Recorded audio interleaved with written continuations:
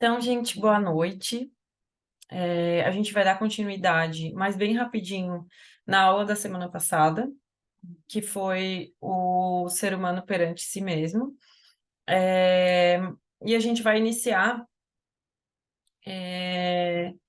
um estudo sobre o narcisismo, que foi retirado do capítulo do livro Painéis da Obsessão.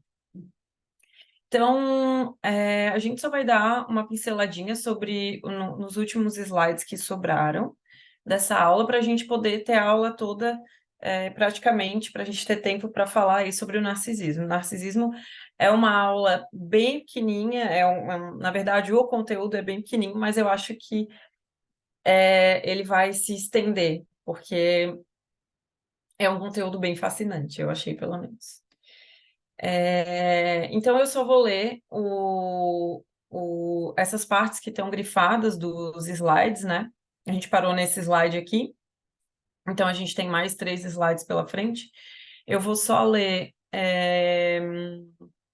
as partezinhas grifadas em amarelo, e aí a gente dá início à aula sobre o narcisismo.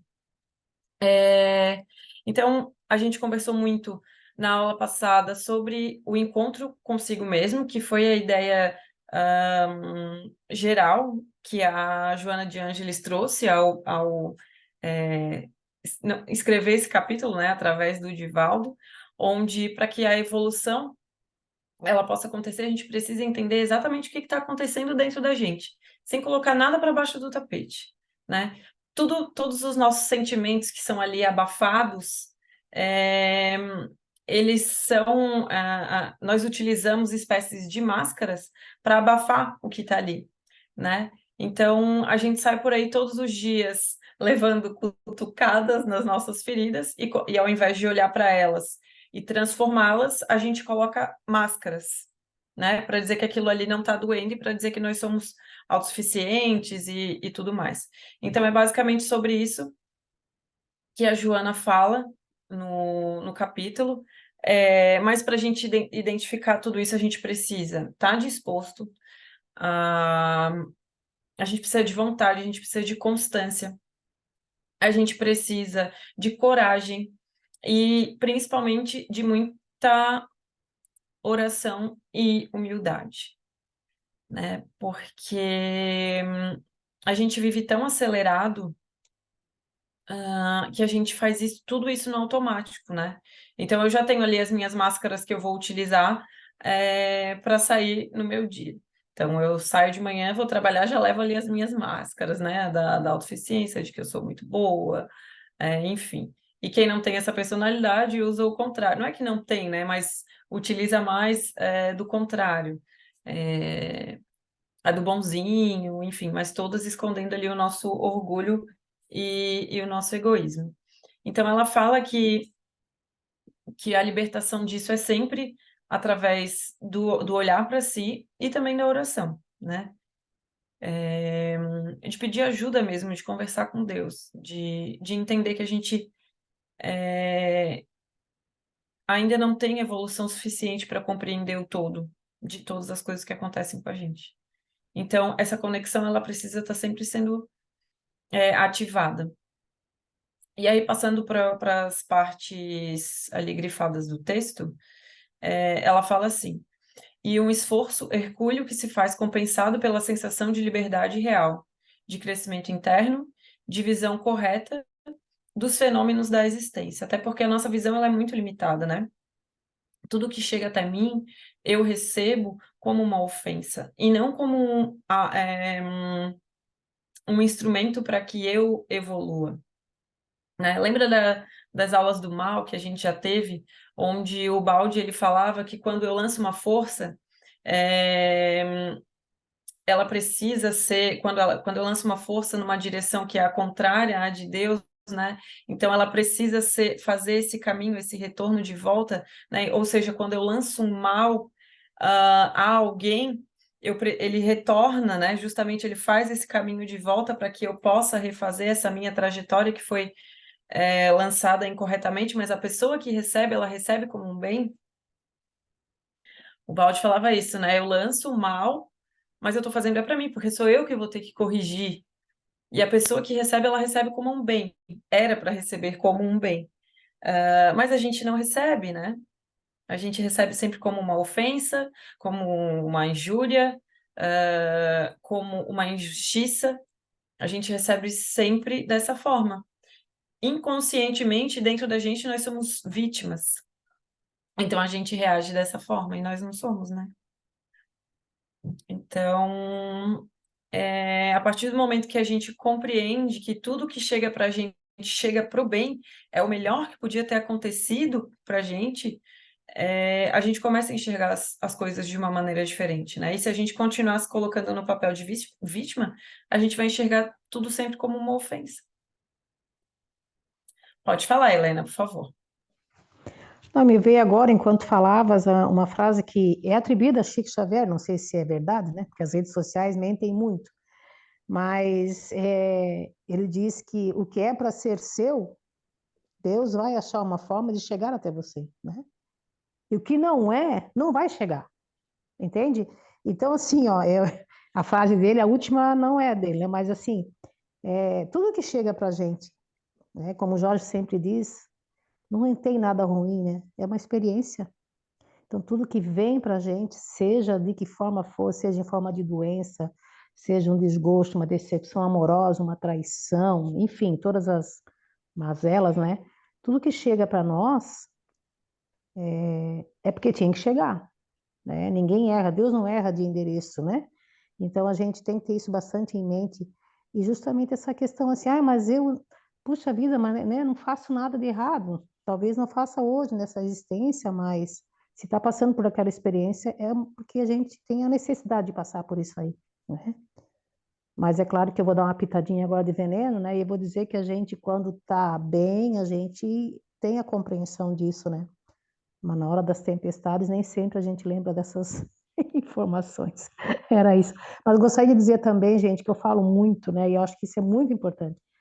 A gente só vai conseguir mudar algo em nós quando a gente enxergar em nós. Enquanto a gente não se olhar, enquanto a gente não se perceber, enquanto a gente não descobrir quais são as nossas imperfeições, nós não vamos mudar nunca. Porque se a gente acha que está tudo bem, se a gente se acha perfeito, nós vamos perder mais uma encarnação, né? Perdendo a oportunidade de estar evoluindo. Que seja uma falha, né? Já é uma grande coisa. Era isso, querida. É exatamente isso, Helena. Obrigada. A gente precisa ter um olhar muito sincero para a gente, né? Descobrir o que a gente não é. Simplesmente descobrir e olhar porque a gente não é. Porque a gente realmente poder surgir. Senão, senão não vai surgir, né? E, mas o que a gente menos faz é isso, né? É muito mais fácil a gente colocar para baixo do tapete as coisas, né? Ou receber tudo como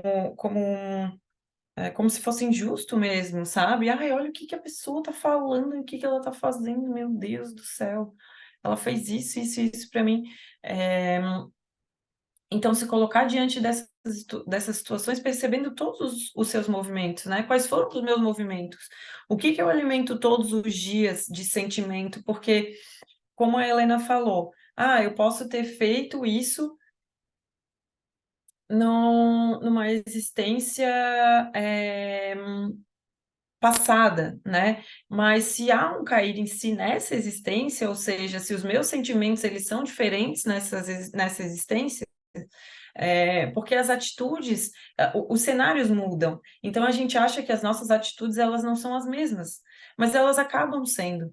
Que é aquilo que eu já falei também, né? O que me levava a roubar, por exemplo, em encarnações passadas, era o poder, era a sensação de poder, de querer ter mais, de eu achar que eu não tinha e eu querer ter mais. Por exemplo, não é a mesma coisa hoje, não é o mesmo sentimento hoje quando eu quero ter razão sobre a outra pessoa, quando eu quero ter poder sobre outra pessoa, quando eu acho que eu estou em desvantagem e eu preciso passar por cima de quem quer que seja para ter vantagem. Então, não sei, eu penso dessa forma, sabe? Mas o que me diferencia para a encarnação passada é só o cenário. Porque o sentimento que me move, que pulsa aqui dentro de mim, ainda é essa sensação de poder. Então, É por isso que nessas encarnações eu ainda recebo tudo isso que eu recebo, agora de outras formas, porque dentro de mim eu ainda mudei muito pouco, eu evolui muito pouco. Eu ainda dou vida para o que eu não sou, que é tudo isso que a gente está falando, né? Então, por isso que precisa estar muito desacelerado, por isso que precisa ser muito humilde, porque até comportamentos que a gente acha que a gente está fazendo certo, a gente não está, de tão internalizados que estão. Então, precisa de um estudo constante, constante e persistente, um estudo diário do que a gente é, e sempre trazendo para todas as situações da nossa vida, né? Poxa, eu tive um conflito. Como foi que eu me movimentei? Quais foram os meus movimentos que eu não estava percebendo até chegar ao conflito, né? Não só nessa situação, mas todos os meus movimentos em todas as outras relações da minha vida, quais foram os movimentos, né? Isso é iniciar a viver consciente. E não simplesmente, acho que agora a gente já tem condições, né? De não só tentar se colocar no movimento disperso, não só de, perdão, não só de olhar para um atrito e perceber, né, quais foram os nossos movimentos que nos levaram até ele, né? Qual é a ideia de Deus perante esse atrito para a gente, mas também estar desperto o tempo inteiro em relação às nossas situações, né? Em relação às nossas atitudes e aos nossos pensamentos, porque hoje, e é algo que eu sempre falo também, ó, parece que a gente vive com uma sensação assim de impunidade, como se eu falo mesmo, eu penso mesmo, eu ajo mesmo e eu acho que eu não tô com isso colecionando os meus momentos futuros. E eu tô, né? Então, eu acho que a gente tem aí na nossa mochilinha ao longo de todos os nossos encontros, a gente foi colocando aí ferramentas para que a gente possa utilizar para que a gente esteja desperto o tempo inteiro e percebendo o que sai da nossa boca e o que sai da nossa mente, né, através dos nossos pensamentos. Aí o próximo item grifado é: a luta que fortalece as resistências emocionais é fenômeno natural, automático da própria máquina orgânica, servindo de emulação para os desafios psicológicos e espirituais. Então, por isso que é muito, muito importante que a gente preste atenção também na nossa tendência a negar. Nós somos muito negadores, o Jorge sempre fala isso, e é muito verdade. É, o nosso primeiro ímpeto, eu tô falando nosso, mas eu falo de mim, né? Por mim, assim. O meu primeiro ímpeto é negar. Ai, mas tu não sei. Não, é sempre negar, né? Porque cada vez que alguém fala alguma coisa para mim, vai lá naquela imagenzinha que eu criei de mim, que não dá para atingir de perfeição, então eu nego, eu afasto aquilo ali de mim. Não, né? Sendo que é uma informação que está chegando para mim. Então, a gente cria essas resistências emocionais mesmo, né? A gente cria essa negação e essa separação. E por isso que e aí volto a falar, por isso que precisa ser muito humilde e muito tranquilo no processo. É, e a gente vai falar disso um pouco no narcisismo, porque até depois a gente vai ver, eu me identifiquei extremamente, até falei com o Jorge que tinha que ter a minha foto ali nos slides. Eu acabei colocando a do Narciso, mas sou tão narcisista que eu achava que devia ter a minha, porque o narcisista, ele já tem a convicção de que ele está certo. Então, ele não se coloca no movimento como um aprendiz, né? E a gente precisa checar se a gente não está fazendo isso, né? Se a gente ter um pouquinho assim de informação, se a gente não está se colocando no movimento como quem já sabe, e não aberto a aprender. Existem mil possibilidades. Eu acredito que exista até, é, sei lá, como a gente não consegue enxergar o todo, né? Existem mil possibilidades e probabilidades da gente resolver as nossas adversidades e a gente escolhe sempre a mesma. Então, é muita audácia a gente achar que a gente já sabe, por mais que a gente tenha convicção. É muita audácia a gente achar que é uma coisa só. Nunca é uma coisa só. Sempre é um fragmentinho que a gente está olhando. O ser humano está fadado às estrelas, autoiluminando-se com o esplendor da sabedoria, de forma a atingir a meta para a qual foi criado, a perfeição. Porém, essa perfeição, ela só vai ser possível através de conquistas lentas e seguras, porque a evolução não dá saltos. Então, existem muitas coisas que a gente ainda precisa passar. E não porque existe um Deus punitivo que quer que a gente passe por tudo isso. Não. É porque a gente ainda não compreende o desenrolar das coisas. Esse emaranhado que a gente se colocou, a gente não compreende. Então a gente precisa com as próprias pernas fazer esse caminho de volta, porque o caminho ele é muito simples, ele é através do amor. Como a nossa noção de amor ela é muito limitada, essas nossas conquistas elas vão ser lentas, sim, né? A gente sempre fala que a gente levou muito tempo para se colocar nesse lugar. Então a gente vai precisar de muito tempo também para sair desse lugar, né? Foi a falta de compreensão que nos colocou aqui. Então agora eu preciso cada vez mais eliminando essa falta de compreensão, que é o que eu não sou, para que eu tenha a real segurança, que é a segurança de Deus, né? O amor de Deus, o encontro com Deus. Então, é muita paciência e muita honestidade e humildade. Honestidade com a gente mesmo.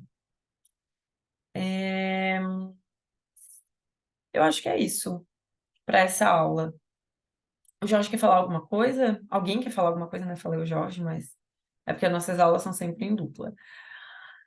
Tati, Mas é isso. Oi, Helena, pode falar. não, só gostaria de acrescentar nessa tua última fala ali, né?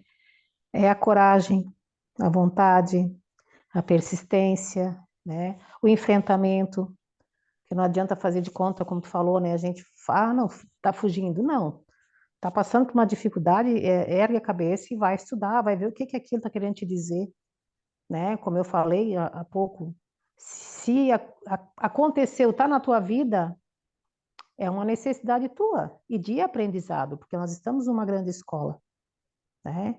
Então enfrenta, analisa, veja o que que aquilo quer dizer. Ah, não consegui, não consigo entender, reza, pede uma legenda. Só Deus, não entendi dessa maneira, coloca uma legendinha aí para me esclarecer, né? Porque não estou compreendendo. Então, assim, ó, é assim que a gente vai evoluir. E é muito lentamente. Muito, muito lentamente. Quantos milênios nós levamos para chegar nessa posição que a gente está, né?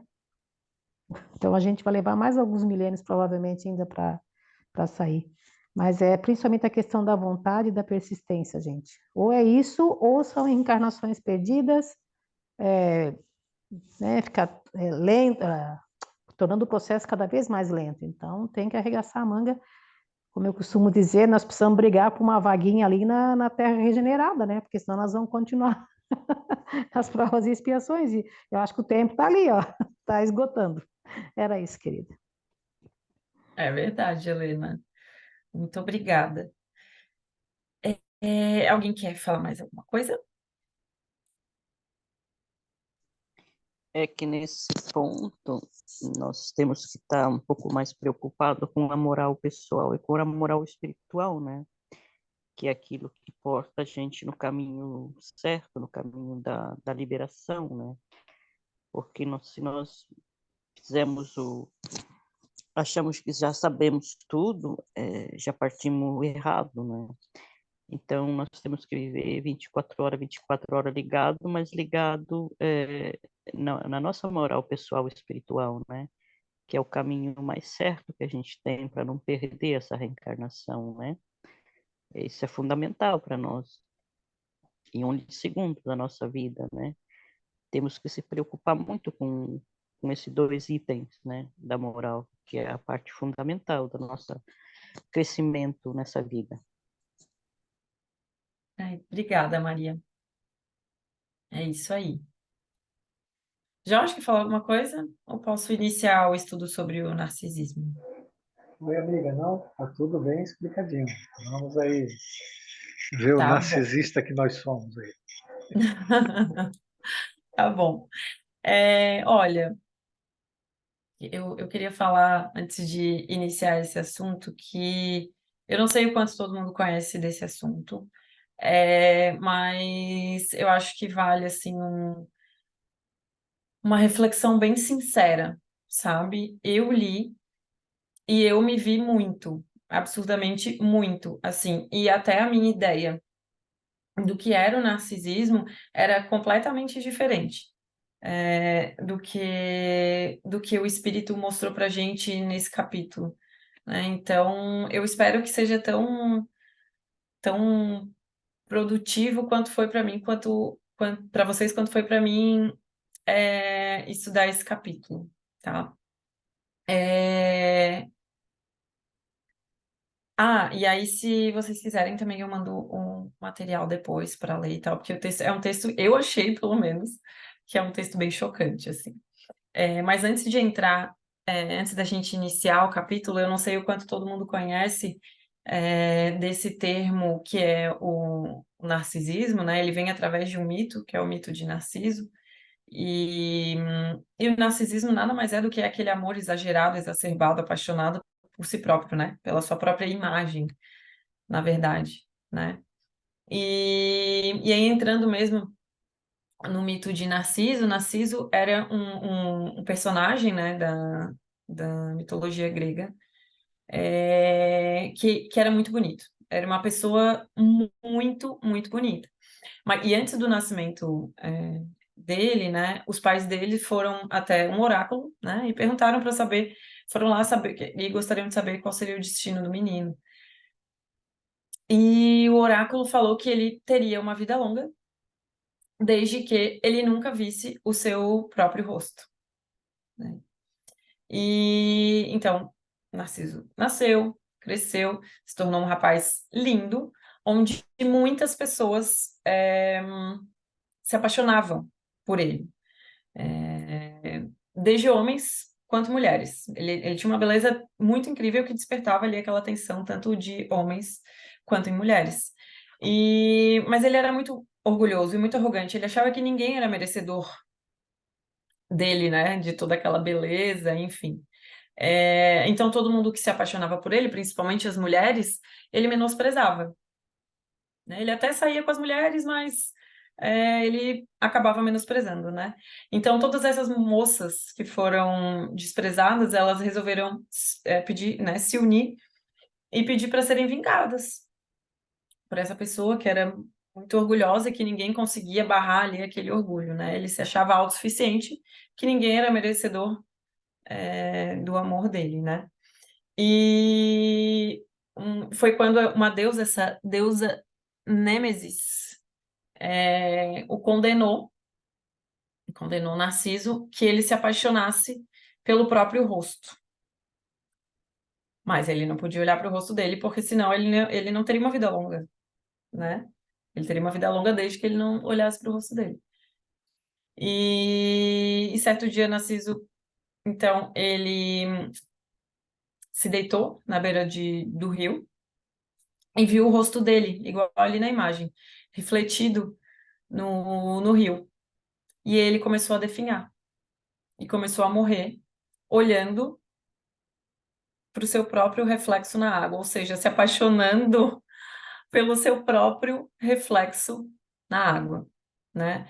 Então, aí no final do mito eles falam, né, que até em sua morte ele tentava ver nas águas do Estige as feições pelas quais se apaixonara, ou seja, o Narciso é aquele que se apaixona por uma imagem refletida e não o que ele realmente é. E o que essa paixão pela nossa imagem nos leva, né? A destruição do que a gente não é. por mais que a gente se sinta apaixonado, por mais que a gente queira se agarrar em todas as nossas personalidades com unhas e dentes, isso vai nos levar para a destruição. E não pelo nosso, e não por um mal, mas é porque a gente escolhe dessa forma. Porque é somente dessa forma, porque a gente vai ver ali, a gente vai entrar no capítulo agora, né? E a gente vai ver o quão desafiador é para um narcisista perceber que ele é apaixonado por ele mesmo. Porque a primeira sensação, a característica mais marcante daí a gente entra no narcisista, né? Uma das características mais marcantes é justamente a indiferença. Ou seja, se eu sou indiferente ao outro, eu sou muito apaixonado por mim mesmo. Existem esses opostos, sabe? E aí a gente pode parar para pensar, ai, mas eu não sou indiferente a ninguém. Até parece, não sou indiferente. Nossa, para mim, imagina. Eu não sou essa pessoa. E aí a gente vai dar exemplos ali, no texto, para a gente ver se a gente é indiferente ou não, e o que que é essa indiferença, né? E o que que é ser esse apaixonado por si mesmo. Então, entrando no capítulo agora, ele começa assim, no trecho, né? Estimulando-lhe a inércia, que lhe jazia inata, e a indiferença à dor e aos sacrifícios alheios, Felipe se lhe foi insinuando na casa mental, insuflando-lhe maior dose de soberba e de egoísmo, terminando por assenhorear-se-lhe de grande parte do setor do discernimento, a ponto de o tornar ridículo ante os outros, sem que o percebesse conscientemente, porque essa paixão e essa autofascinação por si mesmo, como ele traz ali, ele deixa como se fosse obscura ali, né? Obscurecida. Essa questão qual é a palavra mesmo, Jorge? É obnubilada, é isso? Isso, obnubilado. A questão do discernimento. Então, se eu não tenho o discernimento, se eu não consigo discernir, se eu não consigo raciocinar, se eu não uso o meu raciocínio, é óbvio que se eu sou um apaixonado por mim mesmo, aquilo ali vai fazer todo sentido. E só eu não estou enxergando. Então, todas as minhas atitudes de soberba, de que eu sei, e eu vou lá e falo, não, mas fulano fez isso e eu fiz aquilo, para mim, eu estou sendo a pessoa mais maravilhosa do mundo. Justamente porque a minha capacidade de discernir, ela ficou ali, congelada.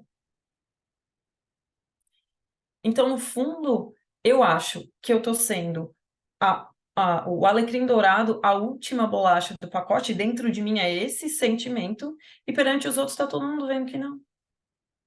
Não, tu não é. É só o teu ego inflado, é só a tua soberba que tu tá te retroalimentando, né? E é por isso que faz tanto sentido. É por isso que quem acha que está sempre certo possui essa convicção. Porque a sua capacidade de definir o que eu não digo nem certo e errado, né?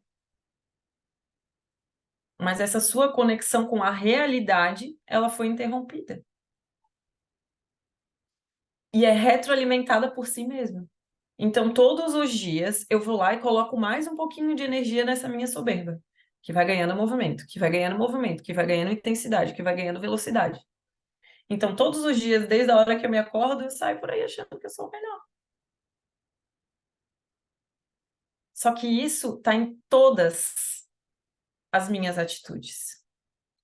E a gente sabe que aquilo que a gente faz repetidamente, todos os dias, e eu volto a falar aqui de bem e mal como uma direção, né? E quando eu falo de mal, eu estou falando a direção, nada mais, nada menos, eu estou falando do que é a direção oposta a Deus. Então, quando eu estou ali todos os dias alimentando, eu atraio para o meu campo não só as situações, mas as companhias espirituais da mesma vibração, por afinidade. E é aí que começa, a partir da minha autoobsessão, eu obcecado por mim mesmo, eu passo a ser obsidiada também. Então a gente se retroalimenta e vira aquela simbiose, né? Então é um ponto de atenção para quando a gente identificar que a gente defende as nossas posições e até quando a gente está errado, quando a gente defende com unhas e dentes, a gente está tentando defender aquela imagem de perfeição, aquela imagem, aquela mesma que o Narciso estava olhando no rio. Aquela imagem de perfeição, onde eu sou melhor do que todo mundo. Ninguém me merece. Só eu sei. O outro não sabe. Né? O outro sabe menos. O outro é mais lento que eu. Sabe? Ninguém resolve as coisas como eu resolvo. Eu que tenho que entrar para resolver tudo, porque ninguém resolve nada. Só eu faço as coisas direito, só eu entrego as coisas direito, só eu sei. Olha como o outro age. Eu me alimento. E os espíritos, as minhas companhias espirituais se alimentam disso, me encontram por causa disso, se alimentam disso também. Então fica aqui, eu reforçando o narcisismo dentro de mim e aceitando essa indução espiritual que começou por causa de mim. E aí o espírito continua falando. Uma forma de obsessão perigosa é aquela que passa quase despercebida e se instala vagarosa e firmemente nos painéis mentais, justamente porque já é um perfil da minha personalidade. Então eu jamais vou achar que eu estou sendo obsidiada. Jamais, porque é sutil. É só uma simbiose, né? Uma união de pensamentos similares. Então eu jamais vou pensar que eu estou sendo... Aliás, é perigosa porque essa sensação de poder, ela causa prazer. E a gente sabe que a gente prefere escolher pequenos prazeres, a nossa mente trabalha dessa forma, né? Então a gente prefere pequenos prazeres, que é aquele pequeno prazer de passar por cima de alguém, aquele pequeno prazer de ter razão. A gente prefere esses pequenos prazeres do que o prazer mesmo que vem de Deus, que é o amor, que é a paz, que é a tranquilidade.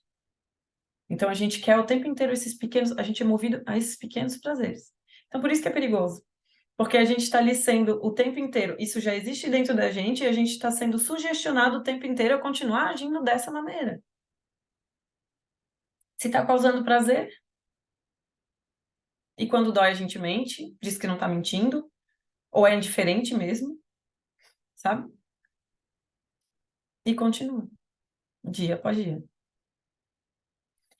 E aí ele continua falando, estabelecendo comportamentos equivocados com aparência respeitável. Né? Porque se tem uma coisa que o narcisista sabe fazer muito bem é manter a sua aparência. Ele gasta a maior parte da sua energia mantendo a aparência. Então, o narcisista, ao mesmo tempo, ele é muito preocupado com a opinião dos outros, e isso faz todo sentido para ele. Eu sei que falando aqui agora parece muito, Tati, mas tudo que tu está falando é muito óbvio, né? Porque, a primeira coisa que a gente tem que fazer é parar de se preocupar com a opinião dos outros. Mas o do narcisista é exacerbado, porque além de querer controlar o mundo dele, ele quer controlar a opinião de todas as outras pessoas para que elas olhem para ele como ele está se olhando, naquela imagem de perfeição. Então, por isso que ele é muito preocupado. Por isso que ele não faz o que ele tem vontade, porque ele é muito preso a essa imagem, que não pode ser quebrada nem por ele e nem pela opinião dos outros. Então, ele faz as coisas, além de se achar extremamente superior, ele age igual um robô. Porque ele precisa passar essa imagem de perfeição para os outros. Apresenta-se em pessoas que denotam grave postura e sabem conquistar outras pela facilidade de comunicação verbal, tornando-se afáveis e gentis, desde que não tenham os seus caprichos e interesses contrariados. Ou seja, falo de mim, né? Somos nós, no dia a dia, que temos facilidade de nos comunicar, que lidamos com outras pessoas, que temos bons relacionamentos, né? Pessoas normais, desde que não pisem no nosso calo. Alguém quer falar alguma coisa, gente? Eu me empolguei aqui e fui falando. Se alguém quiser falar, é só levantar a mão e falar, tá? Não, só para Aqui. dizer que é a descrição da gente, né? Nossa, tô chocado, tá? Só isso. Ai, Eu também fiquei. principalmente essa questão do achar que só a gente que faz bem feito, né? Que ninguém faz melhor do que a gente. Olha, se eu não meto a minha colher ali, a coisa não funciona. Gente, era muito eu quando trabalhava, tá? E ainda sou muito eu aqui em casa, ainda às vezes, sabe? Porque até numa coisa simples, pensa, no lavar uma louça, eu tenho que botar um defeito. Aí ninguém quer fazer, quem vai querer fazer? Sabe? Gente, é incrível isso. Que mania que a gente tem, né? E realmente nunca tinha associado esse meu comportamento, esse meu padrão mental, com o narcisismo. Realmente estou impactada. Mas vamos embora, vamos para frente. Vamos lá. Fala, amigo. Tati, eu queria voltar um pouco na questão lá do início. Por exemplo, por que a gente não vê, né? Ele diz lá que a gente tem a capacidade de discernimento e a capacidade de raciocínio bloqueada. E a gente não consegue raciocinar, e a gente não vê. Todo mundo vê, menos a gente. Todo mundo está percebendo, menos... Por que a gente não vê? Vocês lembram quando o Balde falava que nós estamos emborcados? É como se a nossa mente estivesse emborcada para baixo, né? É como se você tivesse uma concha e ela fosse virada para areia e você fica só com aquele conteúdo que está dentro da concha, né? E todo o resto do universo você não enxerga. Tá na caverna Nós do temos, dragão, né? é, nós temos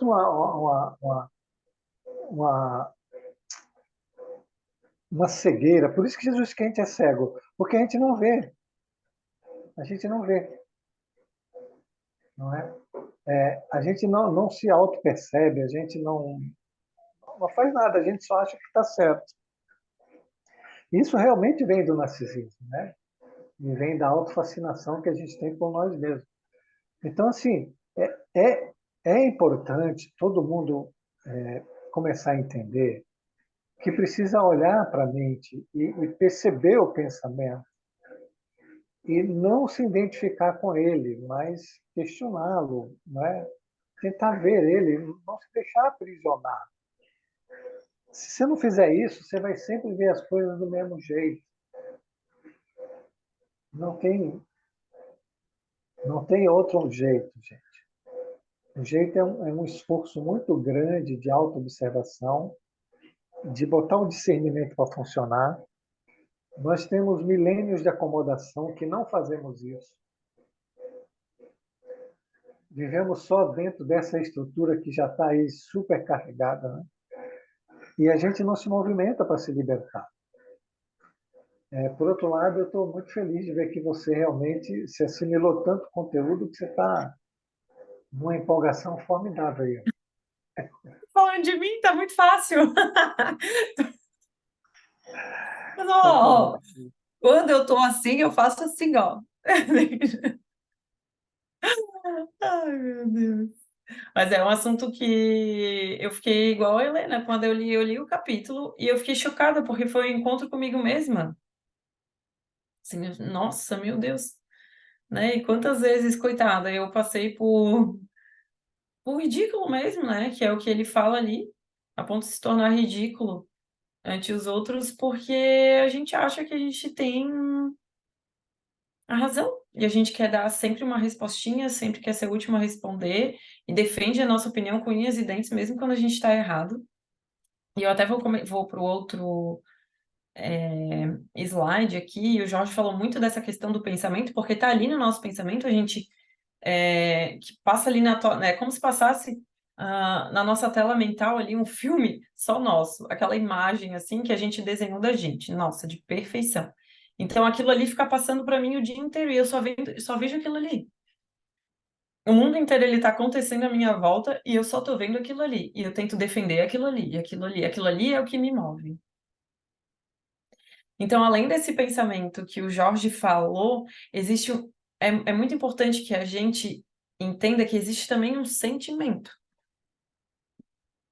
Nessas situações onde a gente precisa lidar com outras pessoas, porque os atritos, eles acabam surgindo das nossas relações, né? Com as outras pessoas, então é muito importante a gente perceber o sentimento que pulsa dentro da gente. Porque, como eu falei, a gente está muito acostumado a dar vida para isso, e a gente sente prazer com isso.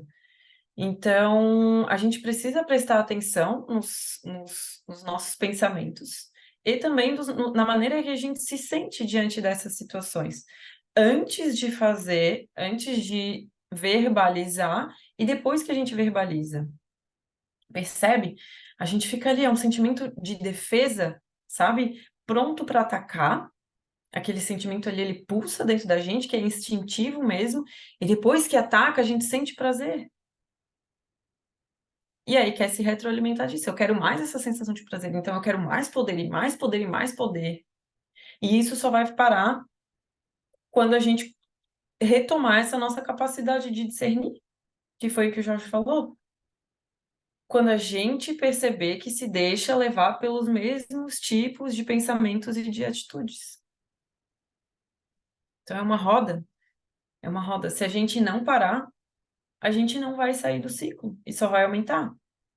E aí acabam acontecendo obsessões espirituais muito graves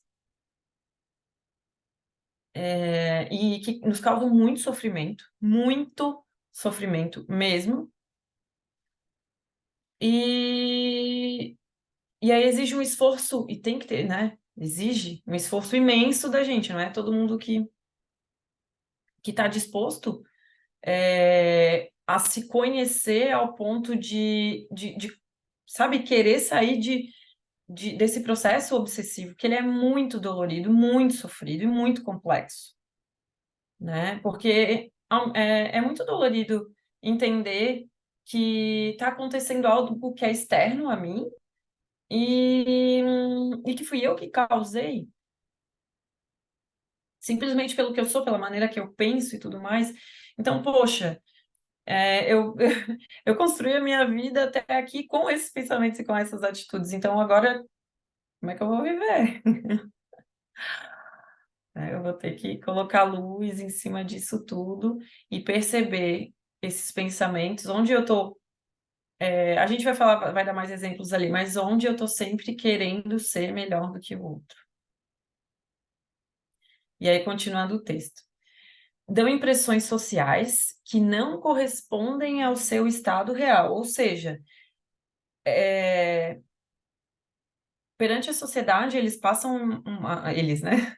Nós passamos uma imagem de que nós somos os maiorais, de que a gente não comete erros, inclusive apontando os erros dos outros, que na nossa cabeça é uma forma de diminuir o outro para que eu me prevaleça, né? Porquanto adotam comportamentos parasitas que os credenciam a supor-se méritos que não possuem. Eu estava lendo até um outro material sobre o narcisista, inclusive ele dá opiniões sobre coisas que ele não sabe. Nós. Nós damos opiniões sobre coisas que nós não sabemos. E aí a gente fala como se soubesse. Porque perante os outros a gente não pode passar como a gente não sabe. Nossa, tá falando sobre um assunto que eu não domino, ou que eu não sei, ou que eu nunca ouvi falar. E aí eu falo qualquer coisa para saber, para dizer que eu sei. Porque eu preciso defender essa minha imagem de que eu sou a pessoa mais inteligente, a que entende tudo, a que resolve tudo, a que sabe tudo, e que as pessoas me consultam, inclusive para saber sobre tudo. Interiormente, vivem sobre conflitos que disfarçam com habilidade. Olha que legal. Daí nascendo, dessa dupla atitude para com a vida, situações neurotizantes que desarticulam o equilíbrio emocional. Igualmente sobre o bombardeio das farpas mentais destrutivas, dos seus inimigos espirituais. Ou seja, é, vivem sob conflitos que disfarçam com habilidade, né? O mundo interior do ser narcisista, ele é completamente em desordem. Primeiro, por essa questão da falta de discernimento, né? E segundo, porque para ele o que importa e o que é certo é completamente distorcido. E como ele acha que ele não tem essa utopia dentro dele, como ele acha que ele não alcançou, ele vive dentro dele conflitos, milhares de conflitos, que ele mesmo alimenta dentro dele, através de opiniões e pensamentos dele a respeito dele mesmo. Que é o que a gente falou na outra aula. Aquilo tudo ali, por mais que ele não queira olhar, porque nem sempre ele sabe que isso está acontecendo dentro dele, né? Nós, eu estou falando dele porque a gente está falando do narcisista, mas aqui a gente está falando de nós mesmos, né? Porque muitas vezes a gente não sabe que a gente está abafando dores dentro da gente. A gente não sabe que a gente está abafando atitudes, a gente não sabe que a gente está negando tudo isso dentro da gente, né? Então a gente disfarça, a gente põe para baixo do tapete e usa máscaras. E só que tudo isso está ali, pulsando, pulsando e borbulhando, né? No caso, quando já existe a questão da obsessão, os pensamentos eles ficam acelerados e obsessivos, sempre com o mesmo conteúdo, sempre com o mesmo conteúdo. Então ele está todo dia gerando ali aquela mesma energia, né? Se afastando dele mesmo, achando que ele não presta, tentando abafar isso com uma imagem de perfeito e atraindo as companhias espirituais. Tudo acontecendo ao mesmo tempo. Então ele vive milhares de conflitos que por hora ele nem entende, pode ser que nem entenda. Porque dói tanto que ele já colocou para longe. Por isso que sente tanto prazer quando tá sendo melhor do que os outros, né? Que isso foi o Jorge que me ensinou, né, Jorge? Nesses momentos nesses pequenos momentos de prazer que a gente tem, quando a gente quer passar por cima do outro, quando a gente quer ser melhor do que o outro, são nesses momentos que a gente não está se machucando com os nossos próprios pensamentos.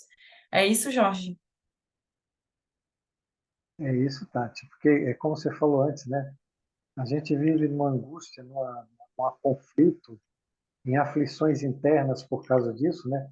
Porque a gente busca o reconhecimento através dessa imagem e quando a gente não tem, a gente fica numa luta conosco mesmo, né? Eu até queria abrir aí para todo mundo conversar, se isso só acontece comigo ou todo mundo tem esses pensamentos conflitantes e que trazem angústia, que gastam a energia da gente, às vezes, e é um nada, né? E não aconteceu nada. Mas para a gente fica ali na tortura, né? Só acontece comigo ou com vocês também? Bom, eu não preciso falar, né? Eu acho. Mas é uma coisa que eu também tenho curiosidade, porque de verdade, gente, eu fui lendo o texto, até o próximo parágrafo sou eu todinha. Mas eu queria saber se só eu e o Jorge, ou vocês também, à medida que a gente está lendo, vocês foram se identificando com situações e da vida de vocês e da própria personalidade, fragmentos da personalidade de vocês. Pode falar, Helena. Então, é como eu te falei, né? Ainda continuo impactada, mas é bem isso, assim, ó. É ver a questão da monoideia também, né? Porque quando a gente é. Eu passei Perfeito, muito né? por isso, muitas vezes, em muitas ocasiões, né? Que a gente se acha tão perfeita, tão infalível, a gente se acha exemplo a ser seguido, porque, ai, as pessoas, né, têm que se espelhar em mim, porque eu sou, né? Eu sou perfeito, olha como eu faço certo, né? E aí, principalmente quando, né? Porque foi o que aconteceu comigo muitas vezes. Quando tu não é valorizado por isso, tu te acha melhor, aí de repente, né? Tu vê as pessoas bajulando aquela que na tua concepção é a pior, entende? Isso aí te joga num buraco negro, assim, porque aí tu vi, essa, como é que a gente, é uma tortura, é a gente se torturando a nós mesmos, né? O mundo não tá nem aí pra gente, sabe? tá girando em volta, ninguém tá nem aí, ninguém percebeu sequer que tu tá mal com aquilo ali, mas tu tá aí naquele conflito bem narcisista. Nossa, mas eu sou tão boa, eu sou tão perfeita, por que que as pessoas não reconhecem isso em mim? E aí fica essa monoideia, fica aquela coisa martelando e te angustiando e, cara, isso te deixa até doente? Te deixa doente. E, aliás, vou falar novamente, foi bem numa crise narcisista dessa, que o meu anjo da guarda, chamada Cristiane Salom, me puxou que nem um cachorro pelo pescoço, sabe? Quando tu pega um cachorrinho, um gatinho, pela nuca, assim, por cima, sai desse conflito aí, e vamos ver o que está acontecendo, né? Então, assim, essa aula está me trazendo tudo isso de volta, assim, sabe? E é bem isso mesmo, assim, essa coisa, mas o mais importante é isso, é se enxergar, porque na época, né? E até pouco tempo, assim, tá tudo bem, eu sou boa mesmo, e daí, qual é o problema? Sabe? A gente não consegue nem enxergar isso como uma falha moral, como algo que a gente precisa trabalhar, porque a gente já incorporou tanto isso aí, já faz parte tanto da tua personalidade, que tu não vê isso, para isso é normal, entende? Só quando te contraria, quando batem de frente, quando querem negar isso, é que aí a coisa desanda de uma tal forma que, meu Deus, né? Era isso, querida, obrigada. Obrigada, Helena, eu amei. Eu, Fala, eu, Maria. na minha pessoa, eu não, eu nunca fui uma que me senti melhor do que ninguém, muito pelo contrário, eu sempre me sentia inferior. Se eu encontrava uma pessoa que era forte, ou corajosa, ou bonitona, autona, eu me sentia de debaixo da mesa, me sentia sempre inferior, nunca me senti melhor do que ninguém, muito pelo contrário, sempre me senti que não sei fazer as coisas, né? E porque eu sou perfeccionista, perfeccionista, eu gosto das coisas perfeitas, mas que eu o faça, e eu acho que eu nunca faço perfeito. Então eu estou sempre tentando aprender para tentar ser perfeita, né? Como você começou a ler ali que o Narciso ele se amava tanto, que ele era tão lindo, que ele se amava, e todas as mulheres e os homens se namoravam dele e ele não estava nem ali. Mas por que que ele precisava do amor dos outros que já que ele tinha o dele? O amor dele por ele era grande, né? Ele nunca se olhou no espelho, todo mundo achava ele bonito, mas só que ele nunca se viu porque ele não tinha o espelho, né? Ele foi espelhado na água. Então, por que precisava do amor dos ele ser enamorado dos outros quando ele já amava a si mesmo? E ele provava o amor, né? Porque ele se amava tanto que não precisava do amor dos outros, dele já bastava, né? E a hora que ele olhou na água, que ele se viu, essa beleza justamente se desmoronou. Mas o que se desmoronou foi a convicção do amor dele, foi uma transformação do amor dele, né? Eu, o conflito pessoal é que maioria das pessoas não se gostam, não gosta do seu corpo, não gosta do seu rosto, do seu cabelo, não gosta dos seus modos, das suas maneiras, né? 90% das pessoas não se gostam, né? Por isso que se dizem que nós temos que nos amar mais a nós mesmos para conseguir depois amar os outros. Só que não se gostamos de nós mesmos, né? Eu, graças a Deus, não me sinto sempre muito humilde confronto os outros. Admiro quem sabe falar muito bem, quem sabe dar grandes palestras, explicar, ter esse poderio, né? Essa coragem. Eu estou adquirindo isso da anos para cá, mas antes eu era muito de me botar debaixo da mesa, porque eles diziam, olha aquela coisa é alta, bonita, corajosa, sabe falar, sabe, e eu não sei fazer isso. Então eu me sentia muito humilde, muito pequenininha, né? Eu, para mim, era fácil ir para debaixo da mesa, me esconder lá, ficar lá bem escondidinho, entendeu? Entendi, No Maria. meu, no meu pequeno mundo, né? Claro que Sim, cada um tem o seu mundo, né? sim. Obrigada, Maria. Mais alguém, gente? Não? Todo mundo ok? Vou continuar então, tá? Aí o espírito ele continua falando. São galantes em grupo e a sós taciturnos. Gente, isso é incrível. Idealistas. Percebe que sempre são os opostos, né? Sempre é a imagem que ele quer passar para o mundo, que ele acha de que é a pessoa ideal, e o oposto complementar, que é o que ele realmente vive nesse momento, né? A que nós vivemos nesse momento. Então, são galantes em grupo e a sós taciturnos. Idealistas na comunidade, aplicando teorias verbais que não demonstram em atos. Isso a gente sabe fazer super bem, né? Aplicar teoria verbal e aí na prática a gente não fazer. Isso pelo menos eu sou campeã. Porque não creem nelas. Cordiais exteriormente, todavia arrogantes e sem resistências para as lutas morais. Então aí ele fala dá um exemplo desse perfil, né? Sempre voltado para o externo. As suas percepções, né? O que realmente importa para o comportamento, né, narcisista, para quem se agarra nesse comportamento narcisista, é o externo, né? O que está acontecendo ali, as lutas interiores, tudo aquilo que está borbulhando dentro do ser, né? Dentro desse ser, é abafado, cada vez mais pelo externo. Então, por isso sempre essa busca de ser melhor do que o outro, né? E aí o Jorge falou muito bem, e a Helena complementou também muito bem, dessa questão da validação.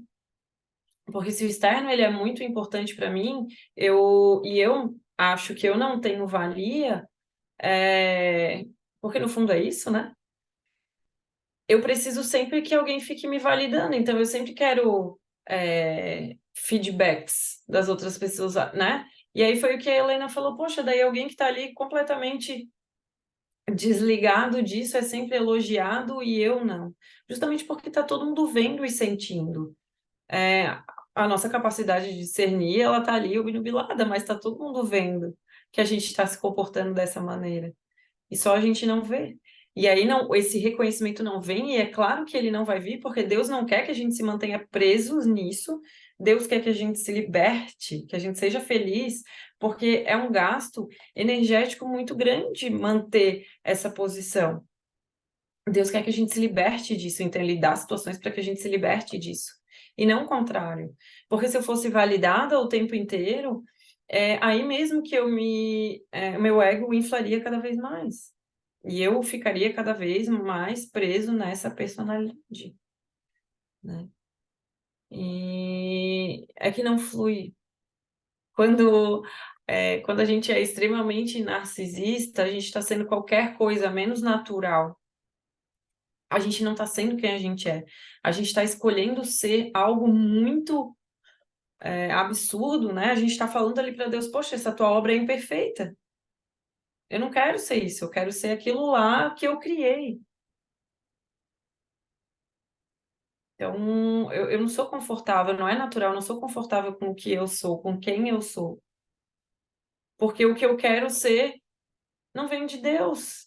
O que eu quero ser, né? O que eu sou vem de Deus, o que eu quero não. Eu quero criar, eu acho que Deus não sabe.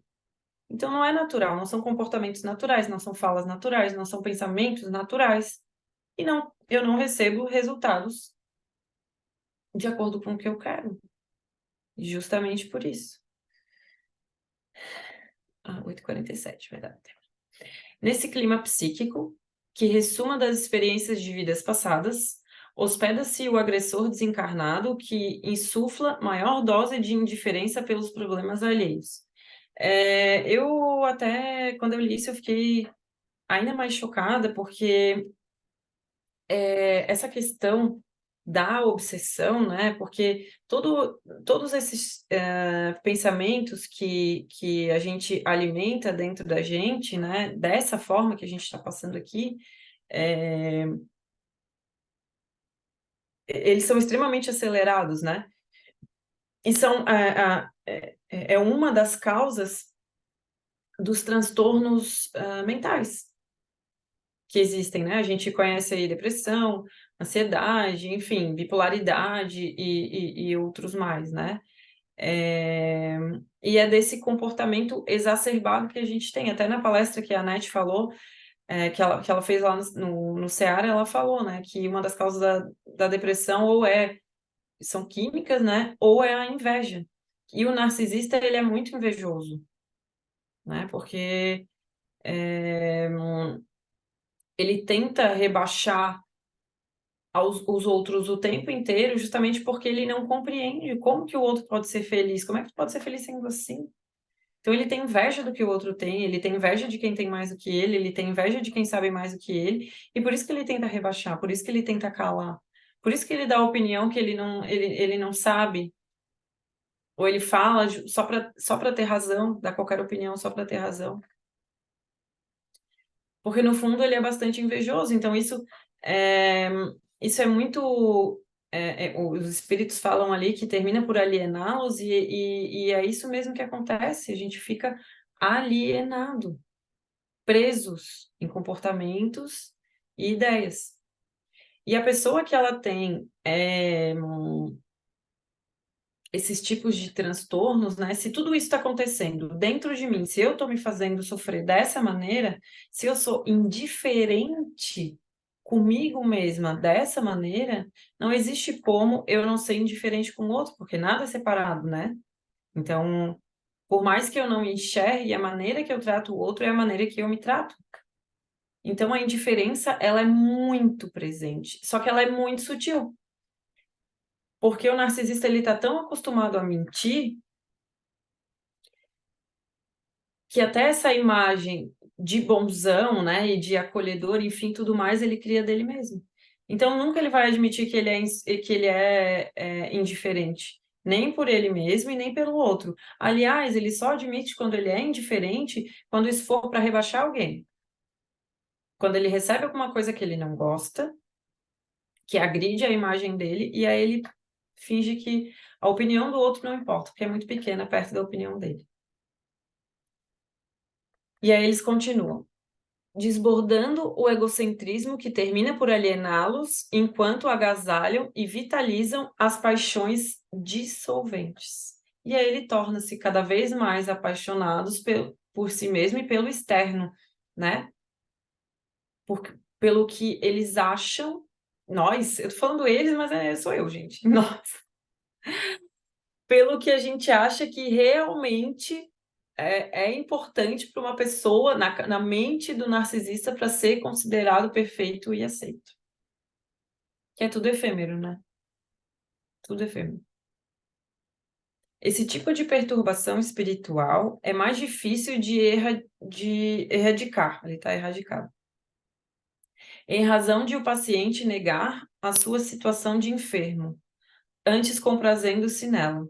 Que é aquilo que a gente falou. Tudo isso causa sensação de prazer, né? Porque enquanto eu estou diminuindo o outro, eu estou sentindo prazer de ser um pouquinho melhor, que daí eu não estou me diminuindo, né?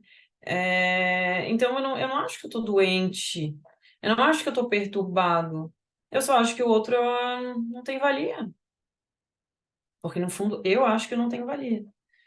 Porque o narcisismo a que se entrega converte-se em autofascinação por valores que se atribui e está longe de os possuir, anulando qualquer contribuição que lhe é oferecida. Imagina, né? Porque imagina que uma pessoa que já sabe de tudo, uma pessoa que faz tudo certo, uma pessoa que tem esse sentimento, que ela sente que ela é melhor, sabe? É aquela sensação de poder que tem naquele momento. Como é que a pessoa que está sentindo aquilo, ela vai ter ao mesmo tempo ter a humildade suficiente para aceitar? É impossível ter as duas coisas ao mesmo tempo. Eu querer ter poder pelo outro e ao mesmo tempo a humildade de aceitar que tudo isso que está acontecendo comigo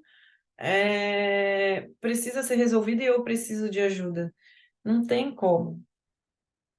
Não tem como as duas coisas acontecerem ao mesmo tempo. Então, essa pessoa, ela precisa de informação nova. E a informação nova, se ela não chega, se ela não consegue penetrar através do amor, ela vai penetrar através da dor. Seja por uma obsessão grave, seja no caso da Helena, por exemplo, né, que teve um anjo ali que catou ela pela mão e veio Porque, na verdade, a gente é arrastado. O Balde fala sobre esse termo, fala esse termo, a gente é arrastado pela lei. A gente se choca com aquele limite da lei e a gente é arrastado por essa lei. Porque a vida precisa evoluir, a gente precisa evoluir, né? Então vem um atrito para tentar colocar uma informação nova naquele campo, né? Para que haja o cair em si, para que a gente possa começar a perceber, né, pelas maiores coisas. O trabalho ele pode iniciar, né, a ser feito pelas maiores coisas. Então, coisas que a gente identifica muito grandes que a gente identifica que a gente está tentando ser melhor do que o outro. Mas essas coisonas, elas existem porque coisinhas pequenininhas estão acontecendo e a gente não está vendo. Então, o trabalho ele precisa começar a ser feito nesses maiores que a gente consegue enxergar. Mas o trabalho ele é contínuo. Essa autofascinação, ela esse trabalho, né, de desfazer tudo isso dentro da gente, ele é contínuo. E o melhor exemplo disso é Jesus, né? Eu estava assistindo aquela série ali, The Chosen, né, que eu falei na aula passada. E aí, o Simão Pedro estava conversando chegou perto do Mateus, e o Mateus estava meio que fazendo umas anotações. E aí o Simão perguntou, o que você está fazendo? Daí ele, eu estou anotando as falas de Jesus, porque para o dia que ele não estiver mais aqui, ou para o dia que ele não estiver perto, eu ter as falas dele anotadas e saber como, né, eu quero levar isso para frente, quero passar isso para frente. E aí Simão, como não foi ele que teve a ideia, e Simão foi escolhido por um dos primeiros ali escolhidos por Jesus né, para ser um líder, digamos assim, ele se sentiu ofendido porque a ideia não surgiu dele, surgiu de Mateus, que ele achava um zero à esquerda. E ele condenou a ideia de Mateus e falou: Nossa, que ideia é essa? Ele já está sendo aí ameaçado por tanta gente, tu ainda está escrevendo o que ele fala, tu está dando provas para as pessoas, né, continuarem ameaçando ele, enfim, e tudo mais. Mateus se calou e não falou nada. Simão, não contente, foi falar com Jesus. Falou: Então, Jesus, olha só, eu acho que a gente devia começar a estabelecer parâmetros, sabe? Categorizar, como que tem que ser as atitudes de todo mundo, padronizar é a palavra. Vamos padronizar como é que tem que ser as atitudes de todo mundo quando o senhor não tiver, né? Porque quando o senhor tá, a gente sabe o que tem que fazer, né? A gente é orientado, a gente é direcionado, mas quando o senhor não tá, a gente não sabe. Então eu pensei aqui comigo, né, que quem quisesse falar poderia ser validado por Tiago, e aí a aceitação final é feita por mim. Aí Jesus falou, mas a intenção aqui é que todos sejam escutados, e a opinião de todos tem igual valia. Eu não quero, a minha intenção não é abafar ninguém, só que falou numa humildade tão grande assim, e tão tranquilamente, ele ouvindo tudo aquilo de Simão e falou muito tranquilamente. E a impressão que dá é que realmente Jesus não estava vendo aquele mal em Simão. Ele estava resolvendo tudo aquilo com a maior humildade e tranquilidade. Ele falou: Não, eu entendo que. Olha só. Eu entendo e acho muito válida a tua preocupação com o grupo. Isso é a atitude de um líder. Eu vou precisar muito dessa tua postura de líder quando eu não estiver mais aqui, no momento certo. Mas por hora, eu preciso que todos sejam escutados igualmente. E aí Simão, não contente, falou: Mas Jesus, é que tem uns que quando falam parece que até atrasam a gente. E aí Jesus olhou para ele e falou: Então eu acho que isso é sinal, Simão, de que você precisa desacelerar. E eu achei tão lindo, eu achei tão pertinente a aula, porque realmente existia uma pessoa ali que estava concentrada, né, em defender o seu posicionamento e as suas ideias, porque como assim? Eu sou o líder, né? Eu fui um dos primeiros, eu acho que Simão foi o primeiro, se eu não me engano, a ser escolhido por Jesus. Nossa, ele e André, né, o irmão dele. Então, como assim? Eu sou o líder. Quem é que, sabe, para vocês falarem tem que passar por mim, porque eu sei de tudo. E aí Jesus, enxergando nele todas as potencialidades, poxa, ele estava tendo aquelas atitudes, mas ele estava trabalhando, né, a questão de se preocupar, né, com o grupo, de querer defender, de liderança e tudo mais. Jesus trouxe outras ideias que ele enxergava e trouxe as potencialidades de Simão, e no final falou tudo o que ele tinha para falar da melhor maneira possível, com todo amor, com todo carinho, com toda a compaixão. E aí eu trouxe esse exemplo para a gente ver como é diferente, né? Quando um comportamento ele tem Deus como base sólida, que ele flui, ele é leve, ele só acontece. E quando um pensamento ele vem e um comportamento ele vem desse meu ego inflado. Ele é confrontado, né? O que vem de Deus tem a expansão. E o que não vem, ele vai precisar ser destruído. Então, esse exemplo é ótimo para a gente perceber. Porque como a gente já falou ali antes, a capacidade de discernir quando a gente está... quando a gente se mantém nessa personalidade, ela é obnubilada. Então, eu não sei discernir. Então, a gente pode medir se a gente está indo bem ou não pelos nossos sofrimentos, pelos conflitos, pelos atritos, pelo gasto energético que a gente tem de defender opiniões, de defender posições, né? A gente pode medir por isso, né? Porque é o confronto ali é muito lindo, assim. Quem quiser, eu mando depois o episódio. Mas é muito lindo, assim, toda essa humildade inata. E a gente tem tudo isso dentro da gente, a gente tem essa capacidade de enxergar tudo dessa forma, desde que a gente identifique que a gente é o oposto.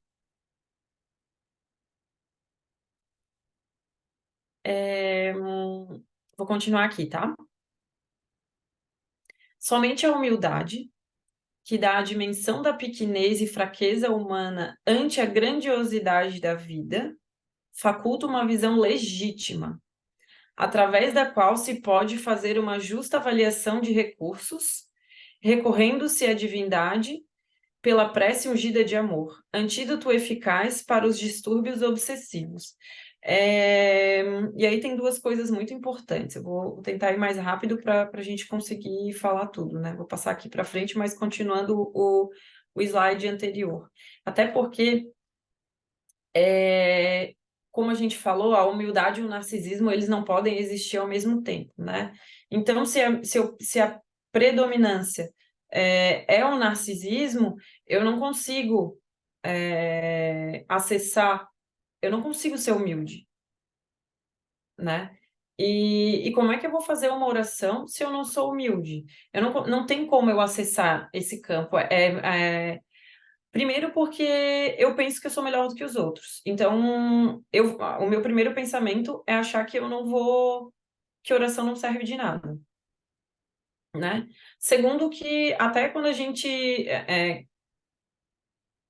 tem esses comportamentos narcisistas, a mensagem que a gente está mandando para a vida o tempo inteiro é que Deus não sabe de nada, sou eu que sei. Então, para que eu vou rezar se Deus não sabe?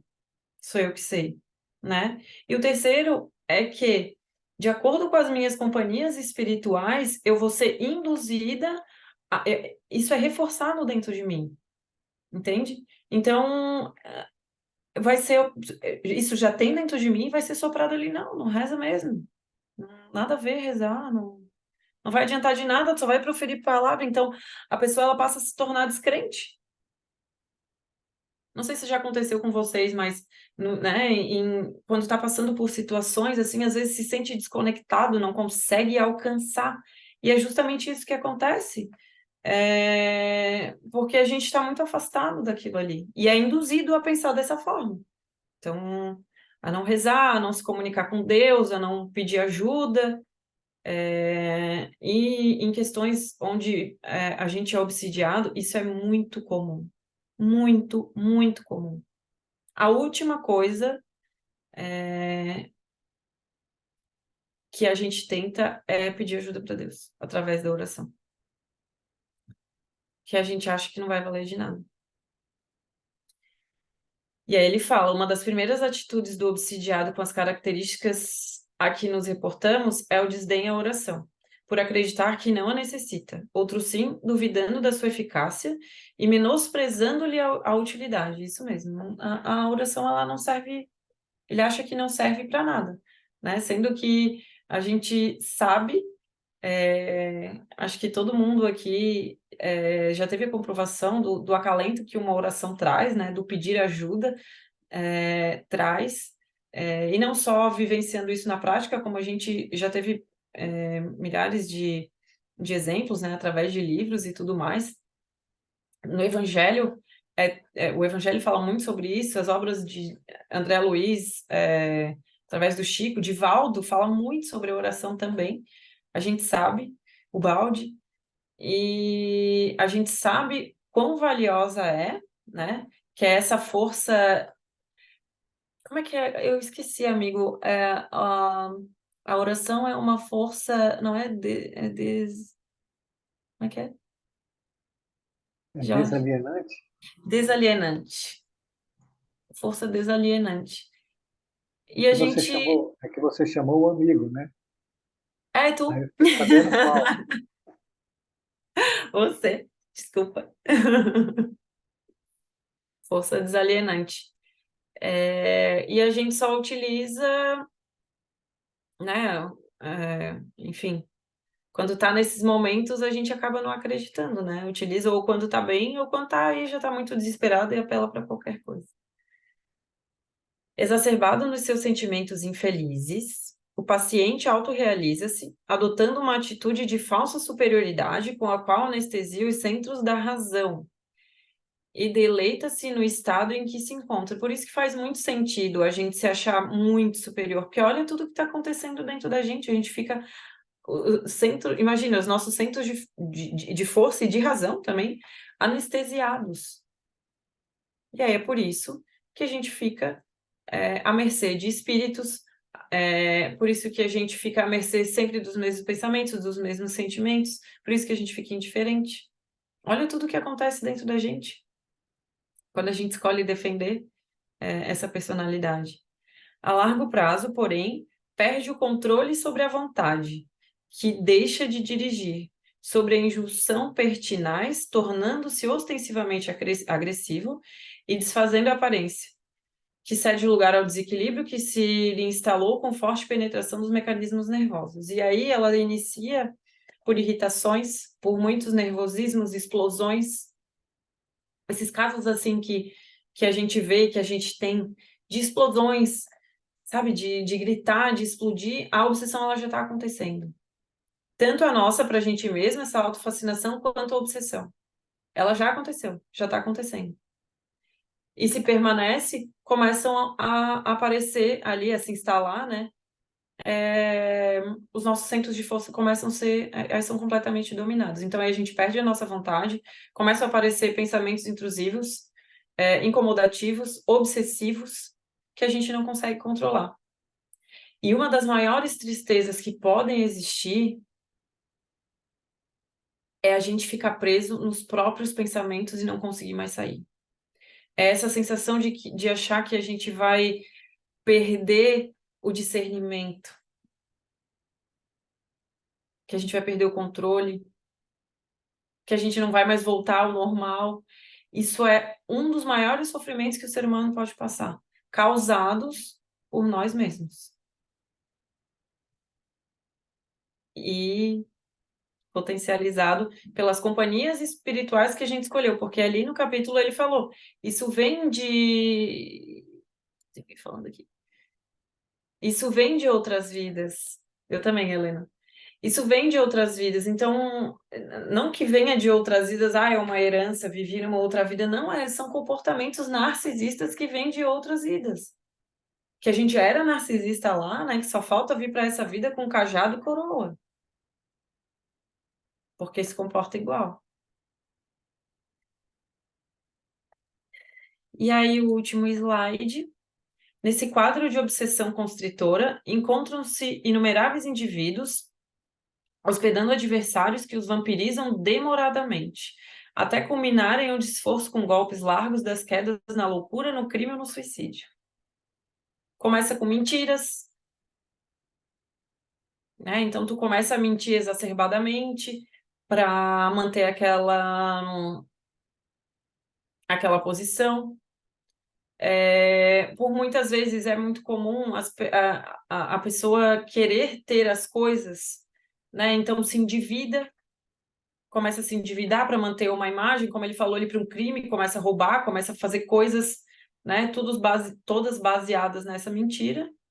E, por fim, quando não cai na loucura, em muitos casos chegam ao suicídio, que daí a gente já se entregou por completo. Então, entendem que é algo que está no nosso dia a dia, que a gente vivencia todos os dias e que né, pode nos levar para lugares que a gente não quer estar.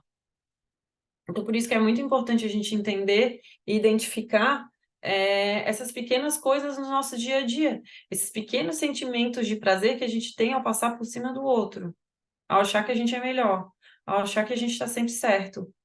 Até uma visão, eu e a Cris, a gente estava falando esses dias sobre isso, né? Ela deu o exemplo do ônibus, que ela já deu várias vezes, e eu falei para ela, Cris, eu sou a mesma pessoa, né? Que entrava ali no ônibus e olhava para os outros e pensava, meu Deus, quem são esses meros mortais aqui pegando ônibus? Eu dentro do ônibus, pensando isso, me achando melhor do que todo mundo.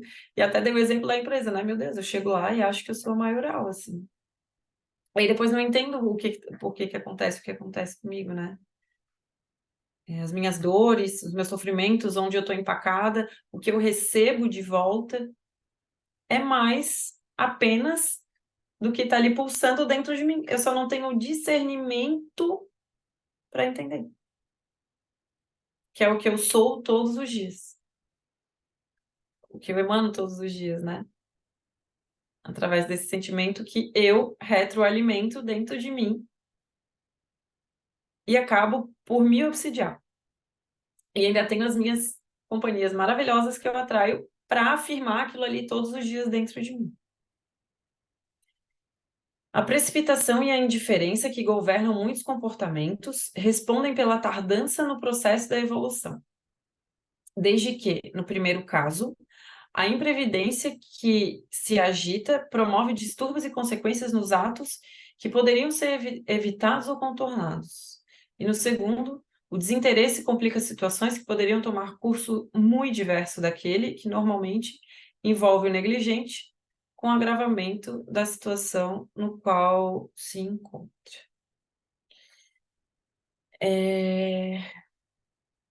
Então é isso, gente. Depende só da gente, sabe? E eu grifei ali responder pela tardança no processo da evolução. Já deixa eu falar, Cris. Porque só depende da gente, ninguém vai fazer o trabalho da gente. E quanto mais a gente escolhe defender essa personalidade, mais inércia a gente cria para a nossa vida e mais afastado do processo evolutivo a gente fica. E a gente pensa justamente o contrário, né? Que já está abraçando Jesus e que está muito perto disso e que são os outros que não são. Mas agora a gente já entendeu o porquê. Pode falar, Cris, por favor. Oi, boa noite. Muito boa abordagem, né? E aí a gente vê realmente o quanto a gente está equivocado e cego no processo, né? Eu estava quietinha só ouvindo e se pudesse deixar ali, Tati, mais um pouquinho. Perdão. Porque, assim, ó, se a gente parar para observar o todo, né, a dor que a sociedade vive, a sociedade que eu digo, cada indivíduo, né, porque ele diz assim, a nossa indiferença governa o comportamento, né? Então, se a gente parar para pensar o quanto de dor que as pessoas têm sentido, que nós temos sentido, né? E através das manifestações psíquicas, como a ansiedade, a depressão e tudo mais, é um movimento benéfico, não é? Porque a humanidade está num processo de um despertamento quase que forçado, porque são tantos casos de ansiedade, de depressão e todas as outras coisas, né? E aí a gente, lendo um texto desse, percebe a bondade de Deus, dando oportunidade para que a gente acorde, né? De verdade. E hoje eu estava comentando até com uma amiga agora, assim, o quanto eu sou arrogante, né? O quanto eu sou arrogante de não aceitar que as pessoas chamem a minha atenção ou digam que eu deixei de fazer alguma coisa, o que eu esqueci de fazer alguma coisa.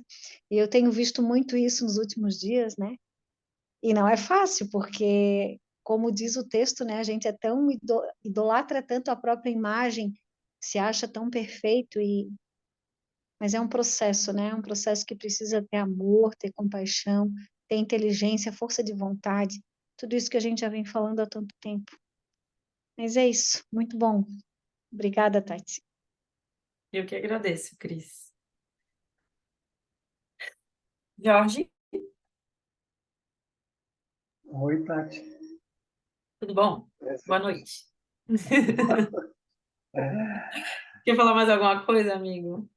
Eu queria agradecer a você, ficou muito maravilhosa a aula. Espero que você faça para o público, né? Realmente é muito impactante, faz a gente pensar bem nos nossos comportamentos, de como a gente tem vivido, né? E eu acrescentaria assim que essa parte da indiferença e como a gente também é indiferente com a nossa própria dor também, não é? Não é só com a dor do outro.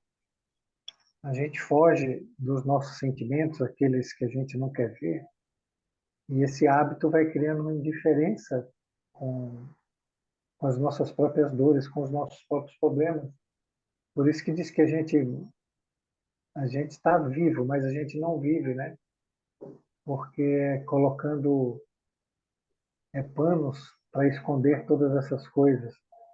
Então, essa indiferença faz com que a gente irradie para todo lugar. No trabalho, a gente é indiferente com os outros e com a dor dos outros nem se fala, mas também a gente não é indiferente com a nossa própria dor, né, com a nossa própria situação. A gente não faz a diferença no nosso próprio mundo interior. Como é que vai fazer diferença no mundo exterior? Então, é preciso realmente a gente começar a repensar e fazer diferença no nosso mundo interior, em saber que nós temos uma vontade que, se for bem usada, ela pode transformar todas essas coisas.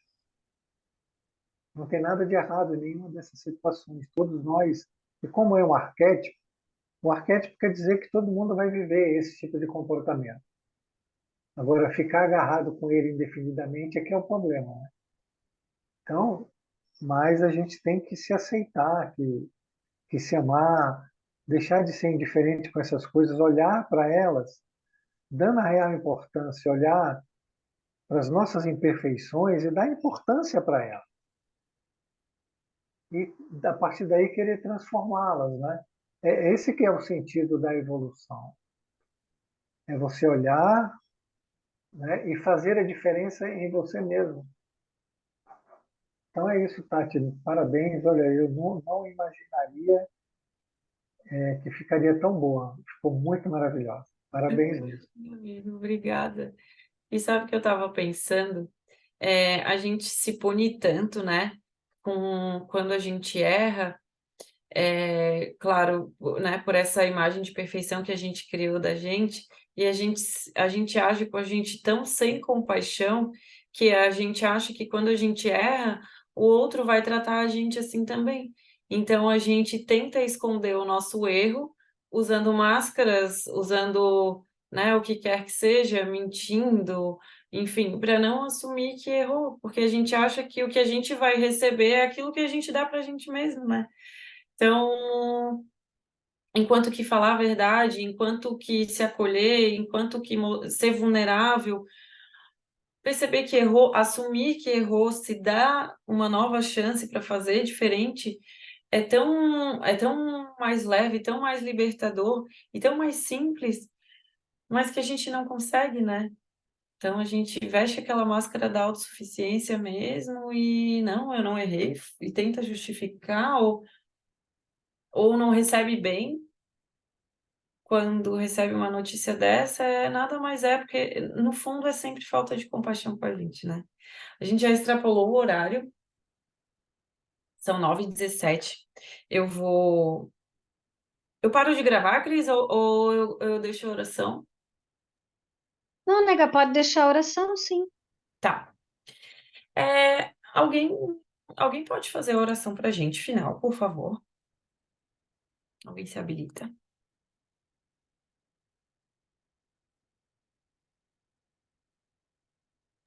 Eu vou fazer, Tati. Se ninguém se habilitou aí. Tá bom, amigo, obrigada.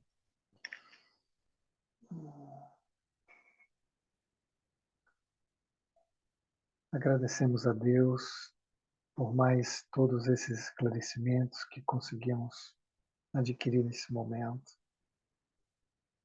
pedindo ao Mestre Jesus que nos dê força e coragem para enfrentar a nós mesmos e muita força para que podemos transformar tudo que precisamos, tudo que precisa ser transformado em nós mesmos. Agradecemos a Deus por todos os dias nos dar a oportunidade para que realizemos essas transformações. Pedimos ao Pai que nos ajude dando discernimento, que possamos, Senhor, não sermos impulsivos, precipitados, impacientes, intolerantes, irritados, e que transformemos tudo isso em mansidão, em calma, em serenidade, em paciência, que possamos pacificar o nosso mundo interior, para que possamos ver e, a partir daí, desenvolver todo o nosso potencial. Pai nosso, que estás nos céus, santificado seja o vosso nome. Venha a nós o vosso reino. Seja feita a vossa vontade, assim na terra, como ela é feita nos céus. O pão nosso de cada dia nos dai hoje. Perdoa, Senhor, as minhas ofensas, assim como eu perdoo aqueles que me tenham ofendido. Mas não nos deixe, Senhor, cairmos nas tentações, mas livra-nos de todos os males que assim sejam. Com esta prece, damos por encerrado nosso curso de hoje. Muita paz a todos e uma boa noite. E mais uma vez, obrigado, Tati.